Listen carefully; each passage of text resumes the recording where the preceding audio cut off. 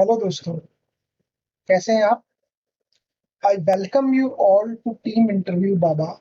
Interview Baba की शरण में आप सभी का स्वागत है। So today is the session of our networking professional interview series. So we have discussed lots of questions in this series, which are basically very useful for entry level network engineers. So let's discuss some more questions.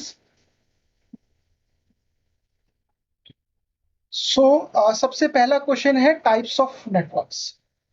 तो आपने सुना होगा types of networks में कि जब हम बात करते हैं कि पहला तो नेटवर्क क्या होता है, आपको पता है कि टू और more computers connected each other form से नेटवर्क. तो अब कुछ नेटवर्क्स के टाइप्स हैं, जैसे सबसे पहला है पैन. पैन का क्या मतलब है? पैन का मतलब है personal area network. It is the smallest and basic network type that is often used at home. It is a connection between the computer and other devices such as phone, printer, modem, tablet, etc. अभी जो personal area network है, ये हर person अपने home में जरूर use करता है. आप दो डिवाइसेस को आपने कनेक्ट किया है, आप कुछ डेटा उसके अंदर ट्रांसफर कर रहे हैं, इमेजेस, वीडियो, तो वहां पर भी एक नेटवर्क क्रिएट हो रहा है जिसको हम बोलते हैं पर्सनल एरिया नेटवर्क. आप अपने वाईफाई से कनेक्टेड है, आप अपने प्रिंटर से कनेक्टेड है, फोन से, टैबलेट से आपका एक नेटवर्क फॉर्म हो रहा है, उसको हम बोलते हैं पर्सनल एरिया, जो कि पर्सनली आप यूज कर रहे हैं. फिर बात करते हैं हम लैन की. अब लैन का मतलब है local area network. LAN is used in small offices and internet cafes to connect a small group of computers to each other. Usually they are used to transfer a file, this is file, or for playing the game in a network. तो अब क्या होता है कि local area connection आपको generally offices में देखने को मिलेगा, जहां पर आपके जो सिस्टम्स होते हैं, अलग अलग डिपार्टमेंट्स होते हैं ऑफिसेज के अंदर, तो उन डिपार्टमेंट्स के जो सिस्टम्स होते हैं वो आपस में एक लैन के अंदर कनेक्टेड होते हैं. तो वहां पर उसको हम बोलते हैं local area network.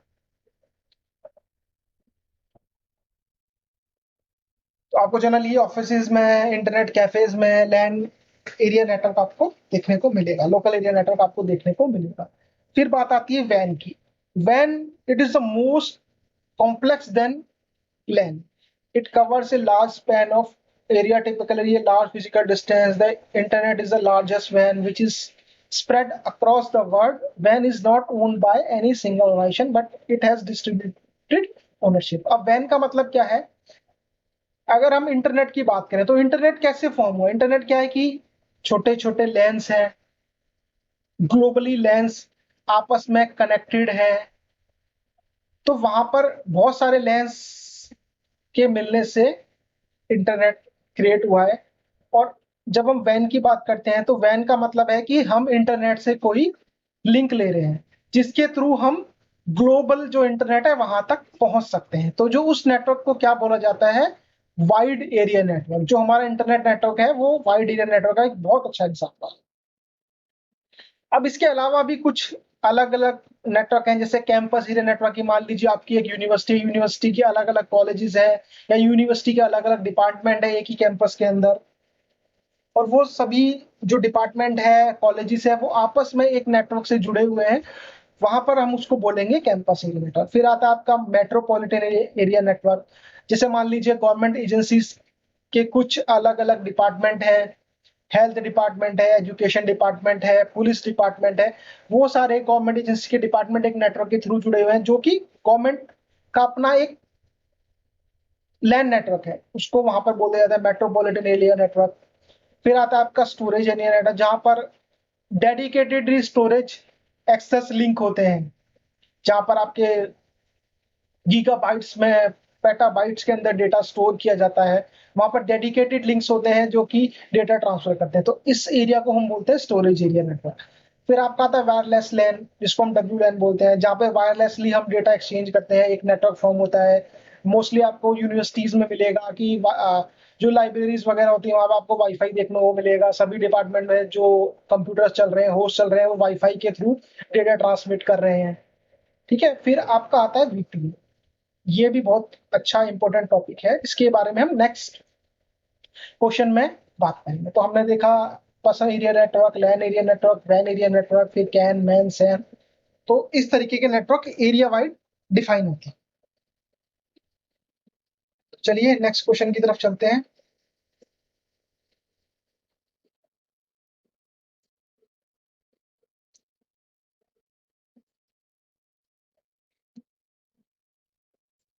So next question है हमारा, व्हाट इज वीपीएन? अब वीपीएन क्या है? VPN is a virtual private network and it is built on the internet as it as a private wide network. Internet based VPN are less expensive and can be connected from anywhere in the world. VPNs are used to connect offices remotely and are less expensive when compared to WAN connection. VPNs are used to secure transaction and confidential data that can be transferred between multiple offices. VPN keeps company information secure against any potential intrusion. अब देखिए, हम बात करते हैं VPN की। VPN क्या है? अब आप जैसे इस इमेज के अंदर देख सकते हैं कि मान लीजिए ये आपके ऑफिस का नेटवर्क है, ये इसकी बाउंड्री है आपके ऑफिस के अंदर। और आप अब जैसे कोविड का टाइम चल रहा है तो मोस्टली कंपनीज क्या कर रही हैं, उन्होंने अपने एम्प्लॉयज को वीपीएन की फैसिलिटी दी है, जिससे वो अपने घर पे बैठ के, अपने होम से, अपने घर से जो कंपनी का नेटवर्क है, ये जो प्राइवेट नेटवर्क है पूरा, इसमें रिसोर्सेज को एक्सेस कर सकती है, सर्वर्स को एक्सेस कर सकती है।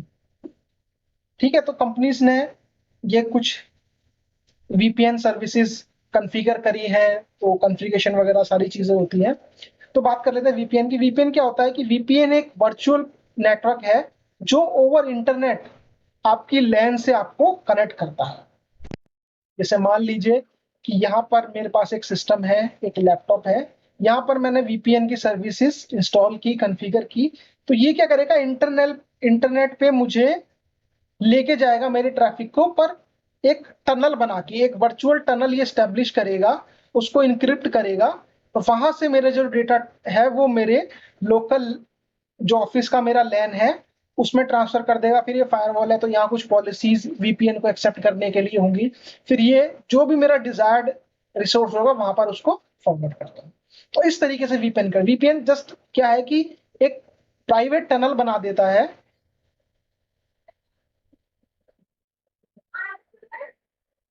ये टनल बना देता है जो कि जो भी होस्ट होते हैं या फिर क्लाइंट्स होते हैं उनको अलाउ करता है लैन तक पहुंचने के लिए। और ये जो वीपीएन होता है ये इंटरनेट पे काम करता है।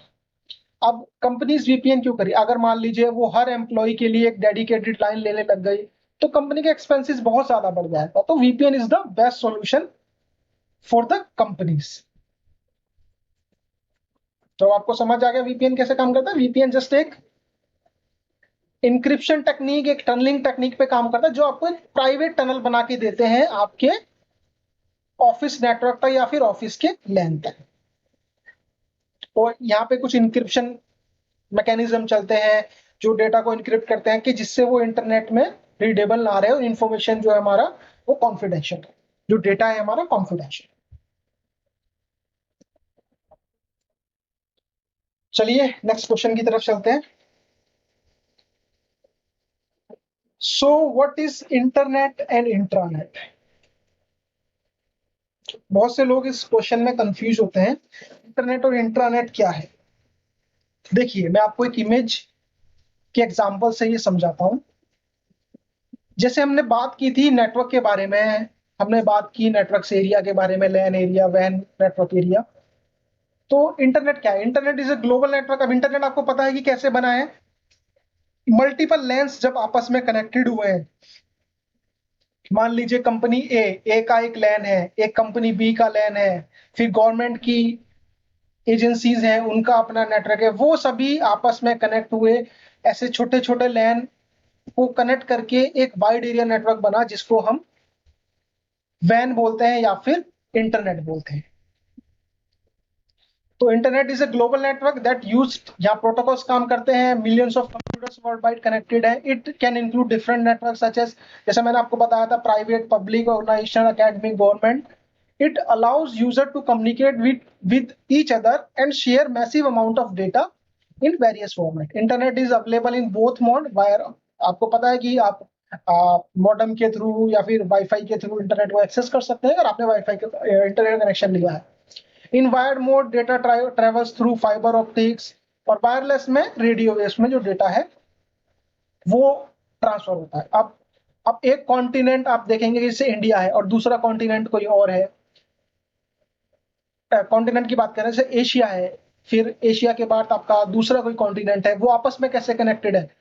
वहां पर सबमरीन केबल्स जो है वो सी के अंदर इंस्टॉल की गई है, जो हाई बैंडविड्थ डेटा को ट्रांसफर करती है।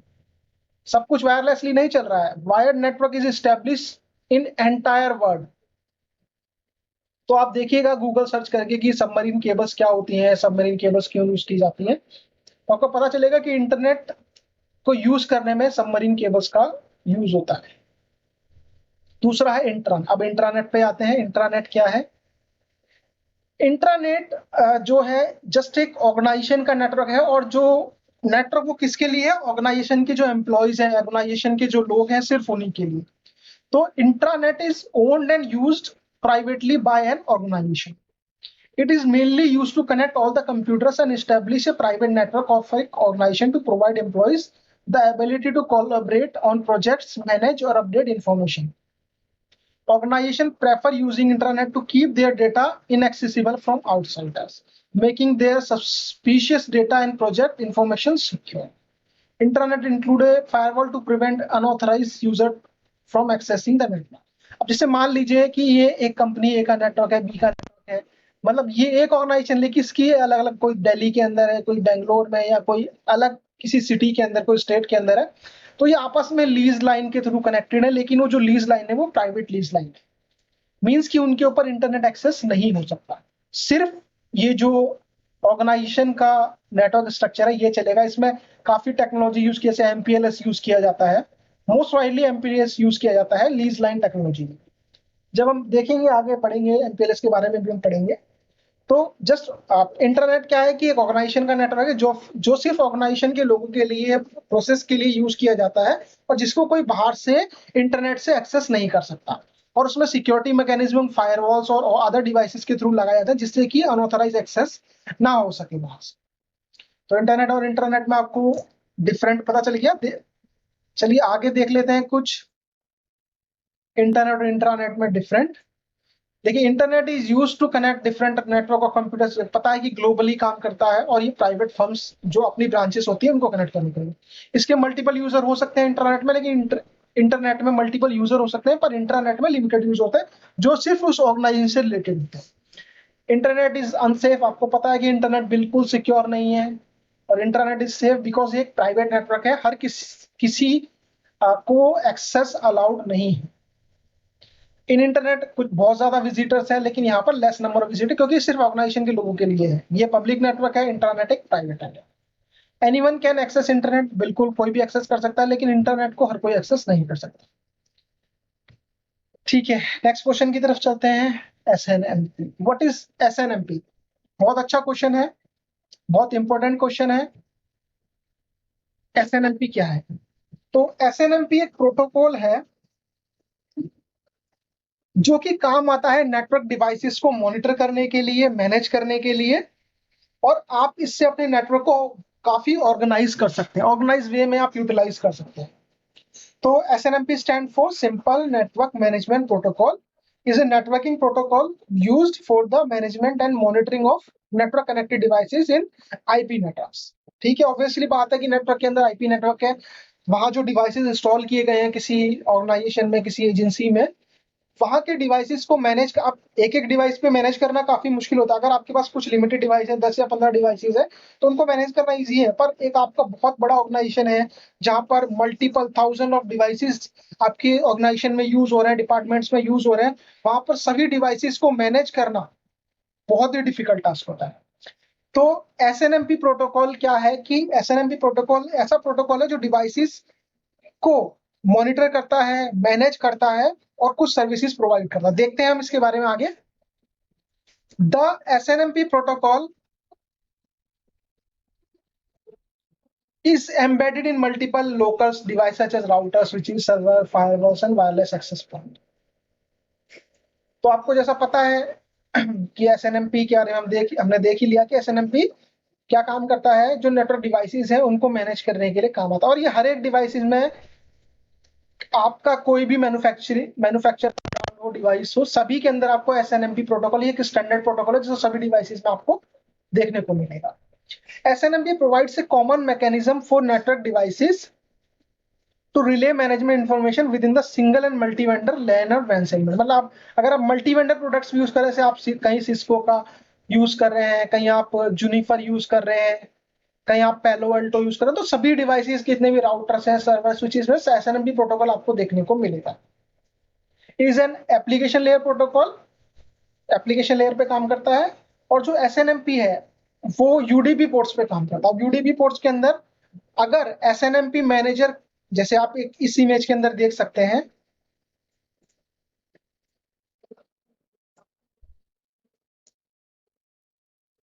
कि अगर ये एसएनएमपी मैनेजर है, मान लीजिए ये एसएनएमपी मैनेजर जब एजेंट से कम्युनिकेट कर रहा है तो ये पोर्ट नंबर 161 यूज करेगा यूडीपी का, ठीक है। और जब एजेंट, मान लीजिए कोई भी, ये भी एजेंट है, ये भी एजेंट है, ये एजेंट जब सर्वर से कम्युनिकेट करेगा तो ये यूडीपी का पोर्ट नंबर 162 यूज करेगा।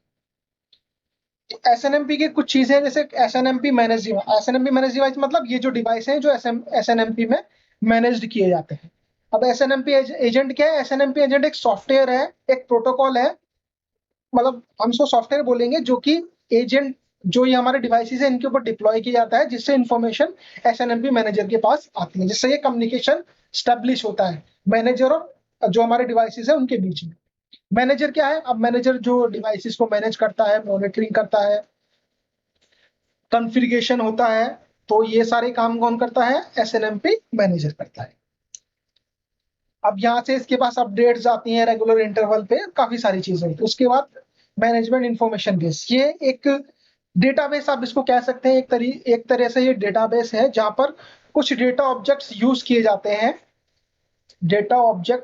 जाते हैं, इंफॉर्मेशन गैदर करने के लिए।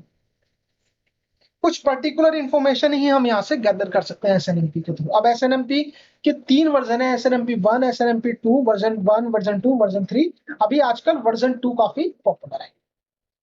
अब एसएनएमपी काम कैसे करता है, इसकी कमांड्स क्या है? इसके अंदर कुछ कमांड्स यूज होती है, जैसे गेट रिक्वेस्ट की हो गई, सेट रिक्वेस्ट की हो गई, रिस्पॉन्स हो गया, ट्रैप। अब ट्रैप क्या होता है? ट्रैप काफी जगह यूज किया जाता है कि एसएनएमपी ट्रैप, एसएनएमपी ट्रैप।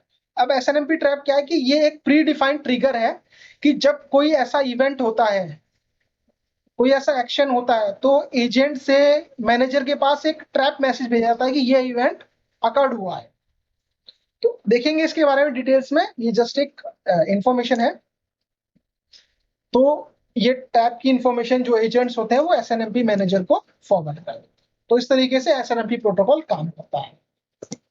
अब आप यहाँ इसमें देख सकते हैं कि जितने भी ये डिवाइस है, जैसे मान लीजिए राउटर है आपका, ये प्रिंटर है, ये कोई सर्वर है, ये डेटाबेस सर्वर है, फाइल सर्वर है, विंडोज सर्वर, लिनक्स है, फायरवॉल, सभी में एसएनएमपी प्रोटोकॉल इनेबल है। और ये एक मॉनिटरिंग सर्वर जो कि मैनेजर है, इसको मैनेजर बोलते हैं, और ये एजेंट है। ये सारी एसएनएमपी की जो भी इंफॉर्मेशन उसके अंदर कॉन्फ़िगर की हुई है, ये इनको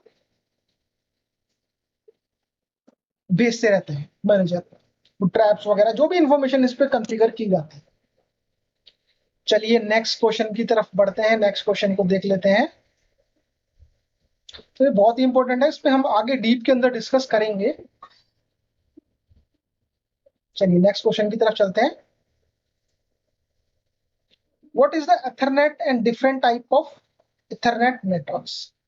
तो एथरनेट क्या है? Ethernet is a technology which connects local area network which is a group of devices in close proximity and share A common line of communication.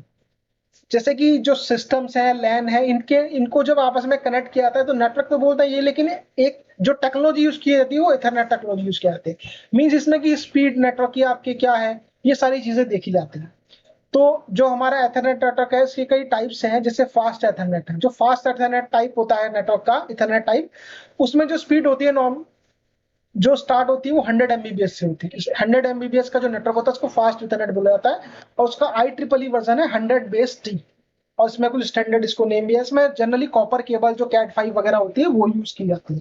फिर हमारा 10 Mbps का, लेकिन अब ये तो आपको बहुत ही कम देखने को मिलेगा। इथरनेट जो नेटवर्क होता है, यहाँ पे स्पीड जो होती थी इनिशियल में वो 10 Mbps होती थी, जो ट्रांसफरिंग स्पीड होती थी। इसको 10 बेस बोला जाता था। 802.3 इसका standard I triple E name है, और ये भी कॉपर केबल पे काम किया। उसके बाद आपका 100 Mbps, जिसको गीगाबिट नेटवर्क बोलते हैं, 1 GB नेटवर्क बोलते हैं। एलएक्स का मतलब यहाँ पर है कि ये फाइबर ऑप्टिक्स पे है, ये जो नेटवर्क है। उसका स्टैंडर्ड 3Z है, और ये फाइबर पे काम करता है 5000 मीटर तक। 1000 Mbps मतलब 1 Gbps।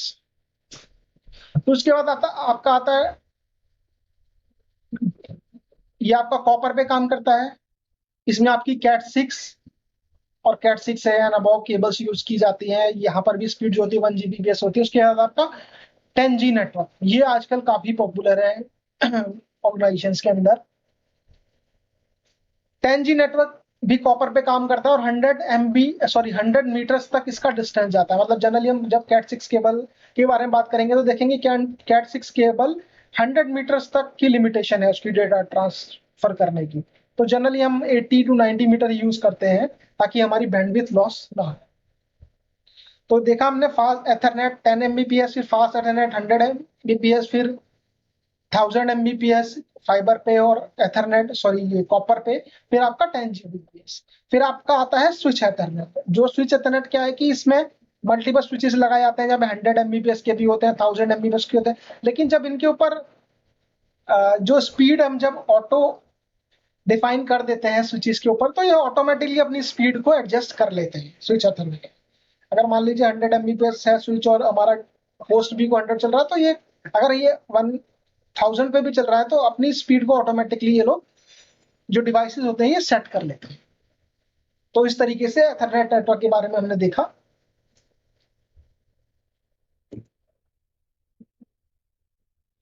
तो इस वीडियो में इतना ही। तो अभी तक हमने जो ये हमारी बिगिनर सीरीज है, इसमें काफी क्वेश्चंस को हमने डिस्कस किया है बिगिनर लेवल पे, कि जब एक बिगिनर नेटवर्क इंजीनियर और नेटवर्क एसोसिएट फ्रेशर इंटरव्यू के लिए जाता है, तो उससे जनरली ये सब क्वेश्चंस पूछे जाते हैं, जिसकी इंफॉर्मेशन मैंने आपको इस सीरीज के थ्रू दी। तो नेक्स्ट सीरीज लाएंगे कुछ और क्वेश्चंस के साथ। आपको ये वीडियो अगर अच्छा लगा हो तो इंटरव्यू बाबा चैनल को सब्सक्राइब कीजिए, हमारी वीडियोस को लाइक कीजिए, कमेंट कीजिए। I will see you in the next video. Thank you.